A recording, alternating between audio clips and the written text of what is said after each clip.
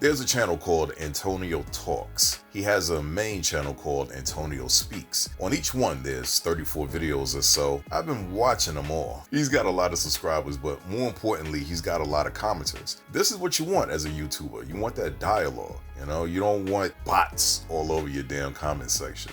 But I subscribe to his page because I like his wavelength. I can say the same things about other YouTubers I watch, like Blackie Speaks and Vanessa Wingard. I learned quite a bit from listening to what these people have to say because they're legit concerned about the future. So anyway, Antonio. On his Antonio Talks page, he has two videos that inspired me to create this video right here. One is titled, "What Has Religion Done for Black People?" with a picture of his face and the word nothing under it. This was done a month ago. The other video is "Black People Are Under Religious Psychosis." This was done 2 weeks ago. In the first video, he lays out his reasonings, how religion and even God didn't do much of anything for people. It helped enslave blacks. He points out that people say thank God when things are good, but never blame God when things are bad. He makes some valid points, and you can tell that he has legit emotions about the subject. Antonio's second video, "Black People Are Under Religious Psychosis." In the description, it says, and I quote, "I keep saying this over and over again, but religion, especially Christianity, has not and will not, in caps, do anything for black people. It's sad, but in 2025, people are in psychosis to religion and it needs to stop, in caps. Critical thinking and religion do not go hand in hand," end quote. Now, like I said, this video was from 2 weeks ago, but his latest videos don't show any change in his stance in regards to African Americans and religion. The main reason I'm making this video is due to the fact that these YouTube platforms cause dialogue and people walk away with knowledge and feelings. Those are both very powerful things. I want to pose an alternate view with facts versus feelings. I'm not going to say anyone, Antonio or otherwise, is wrong. I just want to add to the picture Antonio and people who feel like him are painting. So picture me as kind of like a defense lawyer for my clients, Christianity and religion. And just to show you there's no bias, I was raised as a Christian in the church and I went to a Lutheran school for 8 years. I'm not a religious zealot and I'm certainly not the one to damn you to hell for not believing what I believe. I acknowledge that Jesus may or may not have ever existed, but I like the ideal of Jesus. You know what I mean? I dig that. I did grow up reading and studying the Bible and performing the Holy Communion and attending church and chapel. I pray daily. I have said the Lord's Prayer and admit that I am a sinner, but I'm not a devout Christian. I never was. Instead, in my later years, I'm more spiritual, pragmatic, and scientific in what I believe versus emotional. And I want to give a shout out to atheists because having respectful dialogue about religion really made me a better person spiritually. So now that we're starting with honesty, hopefully we can build from here. So let's get in. In Antonio's second video, "Black People Are Under Religious Psychosis," he gives us a video from the Grits and Eggs podcast. This is with host Deontay Kyle, stating that instead of praising Jesus, African Americans need to praise our ancestors, the people who survived the slavery, murder, rape, the degradation, etc. Deontay goes on to state that the blood of these great survivors literally run through our veins. Quick sidebar, the blood of the African American ancestors will run through your veins if your family tree can be traced to slaves of that time. We got to keep it honest, folks. Not every African American is descended from slaves. There were Africans who owned land and slaves and also did business. Sidebar finished. Now, what Deontay Kyle said is that blacks, so-called, actually African American, should worship the ancestors versus a white Jesus on a cross. These ancestors died for real. We know they did. We know our bloodline through DNA tracing, etc.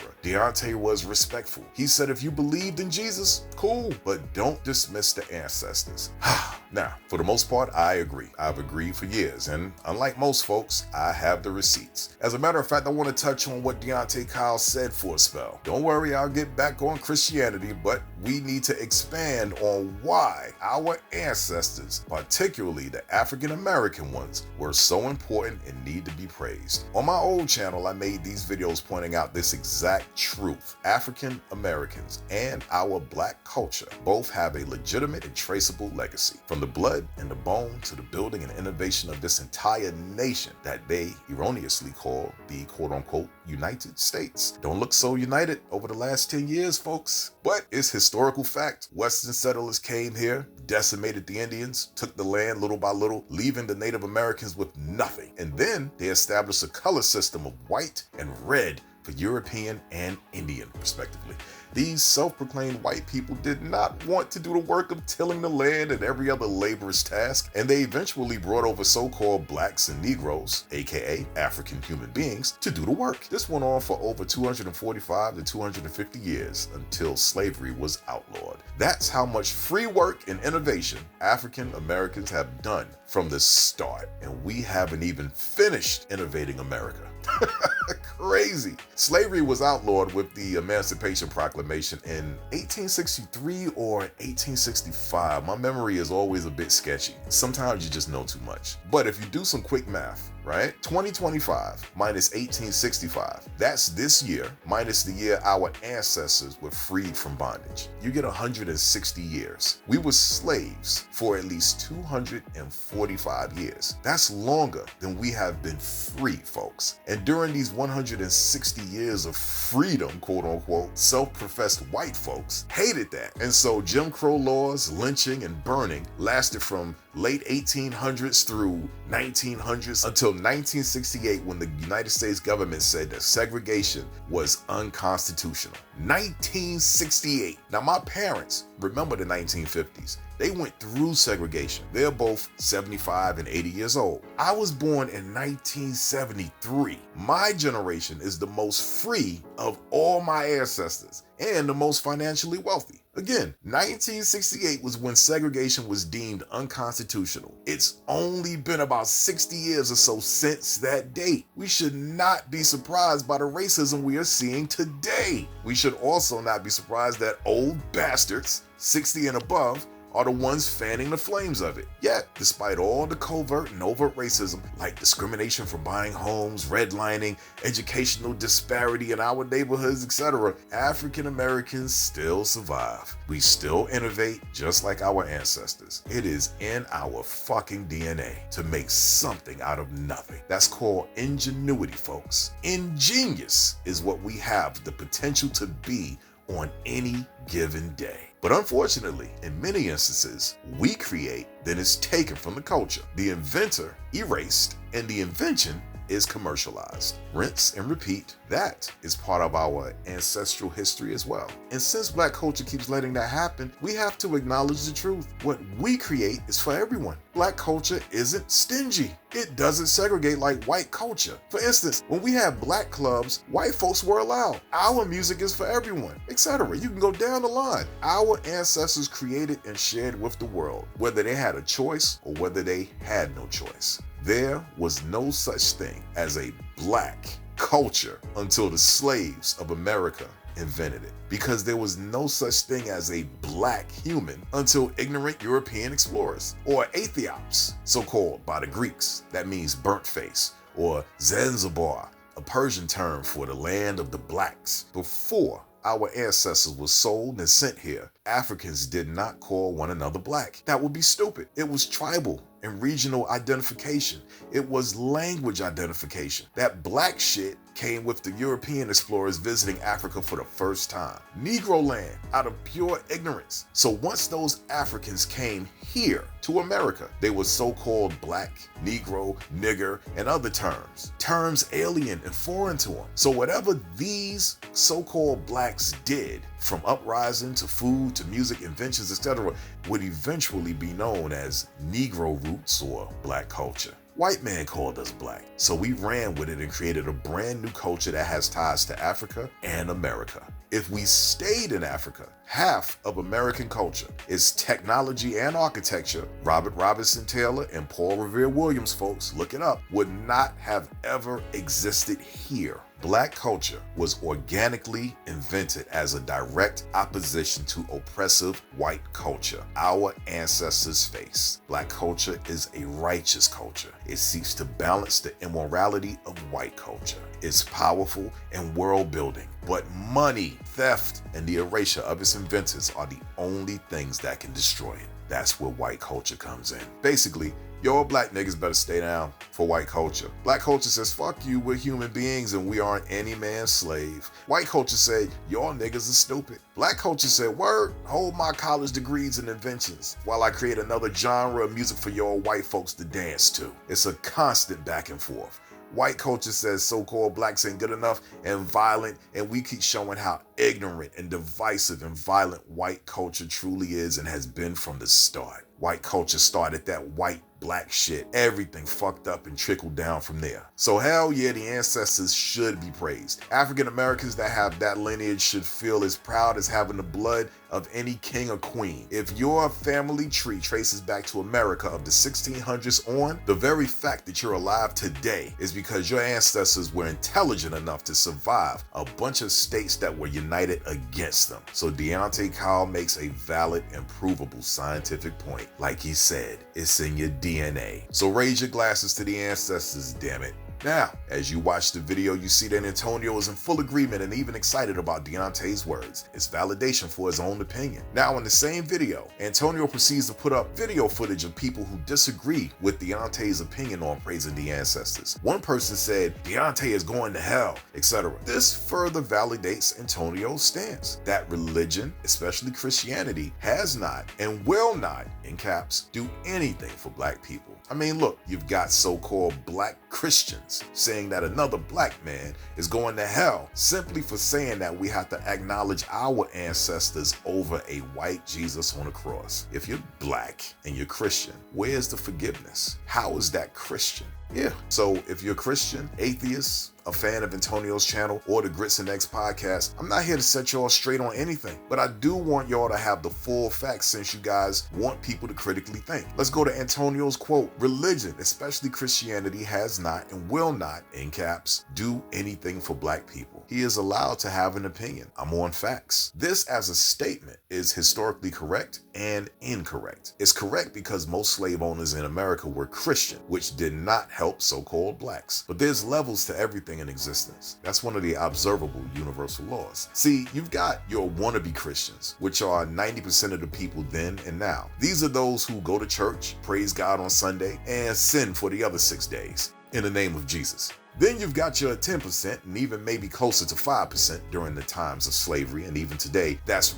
really about that life. They still sin because no one is perfect, but they try harder not to. So let's look at the upper echelon of Christianity in the slave times. Do a simple Google search and type in, what were the religious views of abolitionists? Abolitionists were people opposed to slavery. They believed it was an affront to God's will. It was immoral. It went against the teachings of Christianity that all men are equal in the eyes of God. All humans are born to be free, not slaves. Go ahead, continue to read the Google answer. It's not the best answer, but it hits the nail pretty much. Some of these people were Protestant Christians. They believed in a form of Christianity, which means they followed Christ. You had Presbyterian, evangelists, all of them talking the same.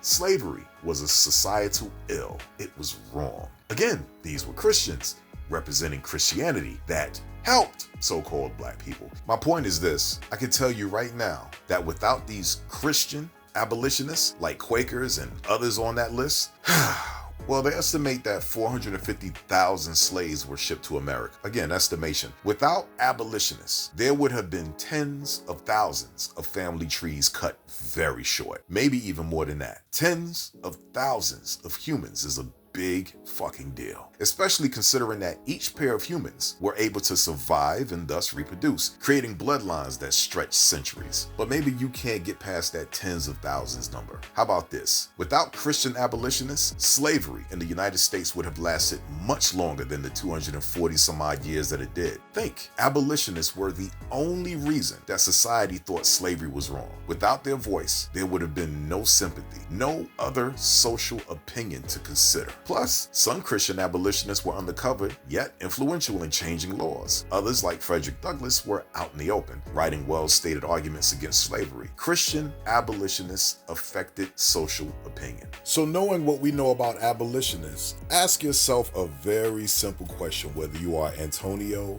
an atheist, or what have you.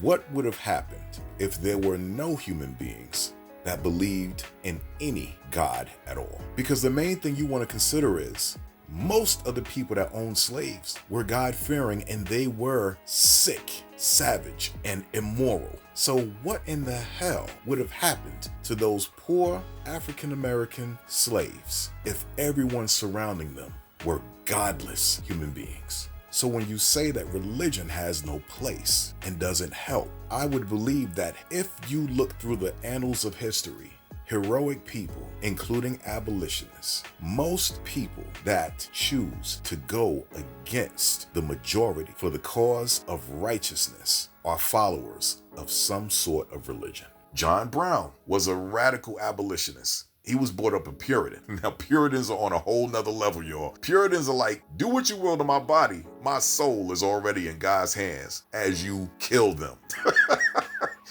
I'm gonna tell y'all right now, white folks who study history and are supremacists hope and pray that nobody white like John Brown ever exists again. John Brown was like, slavery is evil and God told me to strike it down.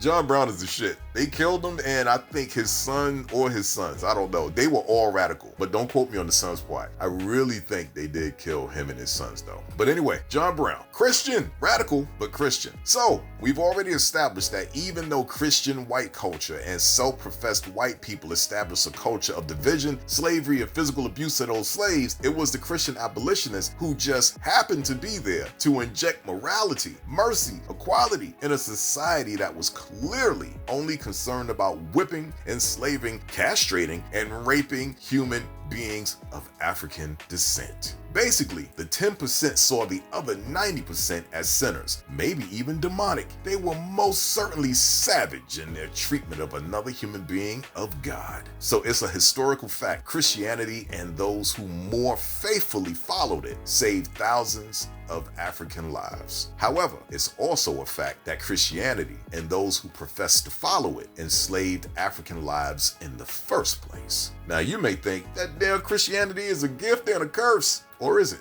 See, in case you haven't peeped it yet, the truth is that Christianity is a religion. It's not a man, it's not a woman, it's a way of moving in life. I make this truth evident by pointing out the difference between Christian abolitionists and Christian slave owners, both of the same Christian religion. My point, and please understand this, Christianity was used to a degree in order to enslave, but historically, it can just as easily free a man from spiritual or mental suffering. It can offer guidance and peace of mind. It can inspire through words that lead to human forgiveness, human kindness, and putting others first before yourself. That is self-sacrifice. Christianity may be God's words, maybe, but the truth is that man took the words and wrote it as he saw fit. That's why you can find so many verses in the Bible that contradict. There's too many versions of the Bible. It's been added to in order for man to do more shit, and that's just the truth of it. As a matter of fact, there's a link in the description for this website right here, and it shows a history of how the Bible's been changed over the years.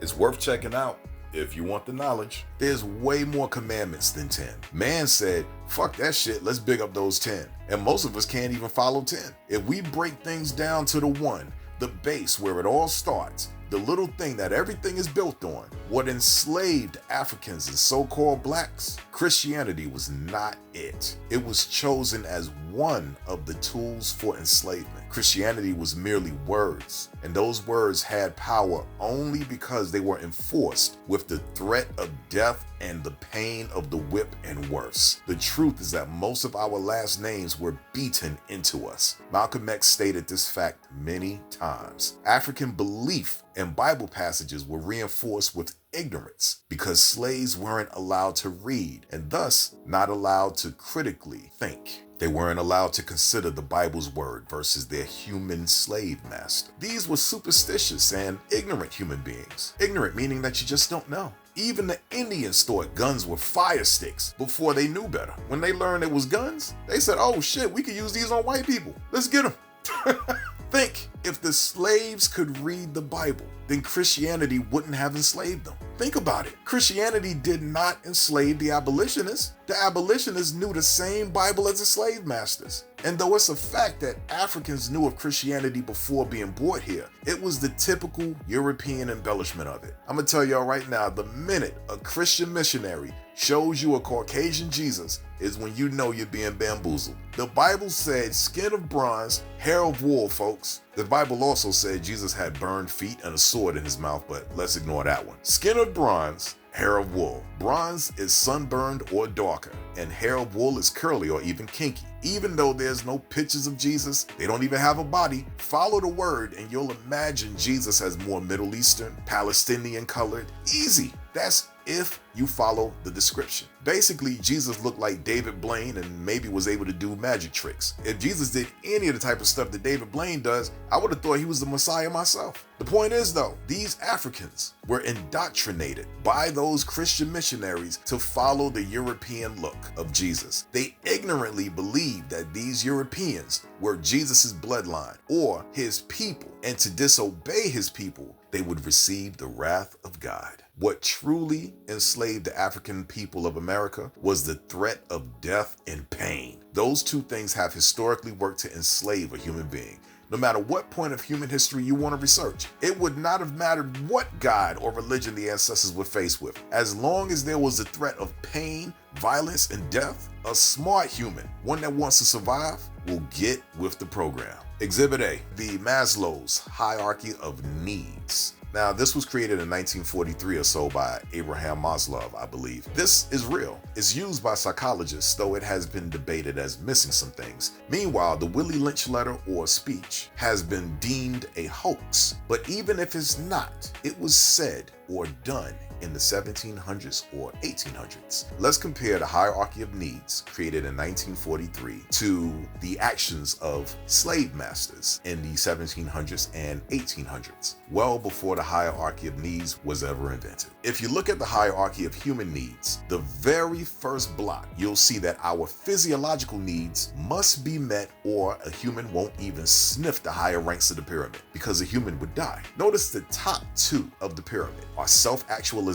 and esteem. A slave must never reach those levels if you're to master another human being, folks. Now, the basic needs of a human are air, water, food, clothing, reproduction, sleep, and shelter. Take the basic needs of a human being away and they become a slave if they don't outright take their own lives. Notice, and this is very important, how on the basic physiological needs of a human being, Christianity is not there. No religion is there. So if you think critically, you may ask yourself, what really kept a slave in line? What really made another human being subservient to another? If you didn't work hard, you were denied food and beaten. That would keep any male or female in line. If you didn't work hard and listen to the master, you could get killed. There goes the need for air, or castrated, because that happened frequently to African American males and victims of lynching. There goes our ability to reproduce. That would keep any human male in line. I would also add to the very first level of physiological needs, the need for hope. In the military, we learn how that's needed in order for us to get through a prisoner of war situation or survival scenario. The slave masters took the hope of every slave because they told them that they have a new master and that no one else was coming to ever save them. You take away hope and you kill the spirit of a man and even a beast. So how much of a part did Christianity really play in the enslavement of Africans? King Leopold and what he did to the Congolese people. Religion did not keep those Africans in line. It was the fact that Leopold's men were slicing off their hands if they didn't do the work. So let's take it back to Antonio's words, that religion, especially Christianity, has not and will not, in caps, do anything for black people. Where do you think our ancestors got their hope and thus intestinal fortitude from? They had to believe in something higher than their position in life at the time. And our African and native gods were long forgotten by that point. Negro spirituals, hymns, even uprisings against slave masters, all of that took courage. Slavery was no fucking joke. It was mental and physical. The white slave masters did a number on our ancestors. In order to get through that shit, you have to have some sort of faith, some sort of belief that you could escape or survive. You had to believe that some higher power or human will could get you to a better moment. Those slaves weren't thinking about the far future, just the next moment. 1950s were segregated schools. Think about it. If everyone, majority white, was telling you that you're a stupid black person, what exactly makes this person go against the majority? It's either faith in their own ability or faith in religion or God, or that person, that so-called black person, is lost. Antonio and anyone else who feels like religion or God doesn't do anything, that these beliefs are useless for African Americans and I suppose any human. The truth is this: religion has caused much death and much joy. Religion can cause wars like the Crusades and holy masses of peace. But at the core of these religious actions are human fucking beings. Truth, our ancestors were brought here on ships, but they only got here on those ships because other African ancestors, yeah, our people, captured them and sold them to those Europeans. Flesh was profitable, and all skin folk ain't kinfolk. Other times, so-called Negroes were captured and sold by white slave hunters. Matter of fact, slavers came in many ethnicities. Depending on who caught you, you could be sent to the Americas or the southern parts of the world, or captured by the Turks, where they castrated you, aka cut your dick off, in order to make you a eunuch so you could guard the harem of women. So ask yourself, where does the slave journey truly start, folks? Does it start with some missionary teaching in African Christianity, or the actions of a man, African or European, Turkish, who cares very little for God, only his pockets? Africans were captured and forced onto ships. Violence made them slaves. It's the actions of a man or woman, the character of a man or woman, that affects those around you and inevitably society as a whole. Are you moral or immoral? What's your character? What's your spirit or soul? Any religion, widespread or not, is simply a means to measure your character and find your soul. I could take a religion that believes in only death and Satan. It's Charles Manson type shit. But the followers of that religion show me their character, their spirits, or their souls, whichever one of those you believe in. But see, that's why religion continues to exist. We know the spirit and spirits are real. This is critical thinking. It takes curiosity to start and emotion to drive you forward to find the true answer. And you may not like the truth when you find it. Christianity, like any religion, has its place or it would have faded away. There's thousands of beliefs because we as humans are just looking for answers, but no one yet knows the full answer. But as long as it's hardwired into our DNA to look up at the sky, just out of curiosity, and start wondering just what the hell is up there, then we will always believe in something higher than ourselves. Because in truth, there is, and it's called the universe. That's the true God, because God is truth. That's all we're looking for, no matter what you believe in. And the truth makes itself evident. The universe, that's the creator, the giver of life, the all-mother or the all-father, whatever you want to call it. You don't have to believe in it or anything. There's planets and stars, cosmic energies, fundamental forces, and so much more that you or I will ever know. Things you can see and so much that you can't see. Bottom line is, the universal God doesn't need you to believe in it. It exists in spite of your belief. You'll maybe find the real truth when you transition to your basic particles, or maybe you won't, but you will have another form again. There's no death, only a breaking down of our bodies into atoms. There is only transition. And the Bible has been talking about resurrection far before science ever talked about transition and atomic particles. Think about it. That's the first law of thermodynamics. Energy cannot be created or destroyed. It can only be changed. That's it. There's your eternal life. There's your reincarnation. The soul, I also believe, exists. And heaven and hell, we haven't scienced that out yet. We pray because vibrations matter. Sound is vibration, and if we speak to the universe correctly, then it will work for us. But as humans and living beings, we have to do our part. Time is a real thing. That means synchronicity. Precision is a real thing. In order to receive what may be yours from the universe, you have to put yourself in a position to get it, or someone else may receive it and you won't. A lot of slaves prayed, but they also put themselves in a position to meet at the designated spot and get that help to survive, while many more slaves did not. They prayed and couldn't find or feel the strength that comes from praying correctly. They prayed and stayed still. They didn't fight. They didn't try to survive. So they were beaten to death. You want Christianity to save you in a situation like that? Or should you get up off your ass and do something about the situation that you're in? You gotta meet the universe halfway. Sometimes less, other times more, but you gotta do something more than pray. There's only one Nat Turner of the slave rebellion. Why weren't there more? Only one Harriet Tubman. Why weren't there more women like her? Sojourner Truth, John Brown. Why weren't there more? Again, most prayed but didn't have faith. They stood still. They forgot that you have power and you've got to do your part. That's how you got here. When the universal God touches you, you feel like you can go through a brick wall. Even if you can't, the feeling is worth it. It lets you know that there's another power you can access. It lets you know that this reality has a lot more surprises, regardless of the oppression of the years of the past, and regardless of how fucking smart everyone thinks they are today. The universe is real. It also works in mysterious ways. There is always light in the dark. Even though there were Christians that believed in slavery and did horrible things, notice that there were people of the same faith that were responsible for righting those wrongs. That's the universe, or God if you prefer, working. There's always a balance. There's always a way. You gotta find it or make it. In the darkness of space, there's always a star. You gotta find it. You gotta reach for it, but you can't stand still. So in closing, the truth is that Christianity of the past and present is diluted with loudmouth racists, misogynists, and holier-than-thou assholes. Most Americans identify as Christian, and yet look at how the country is ran. There should be a Christian healthcare system, the best for everyone and absolutely free, just like Jesus would have wanted. But that's not reality. Fake or loose Christianity is part of the problem, but the main problem, I told you earlier, it's not religion. It's human beings and their character, their spirits. You're either connected to the universe, to God, and the fight for life, or you're simply not. You only care about your pockets and yourself. Until next time, peace. And if you're a good man or woman who helps any and everyone, then may God bless and keep you going strong. Amen.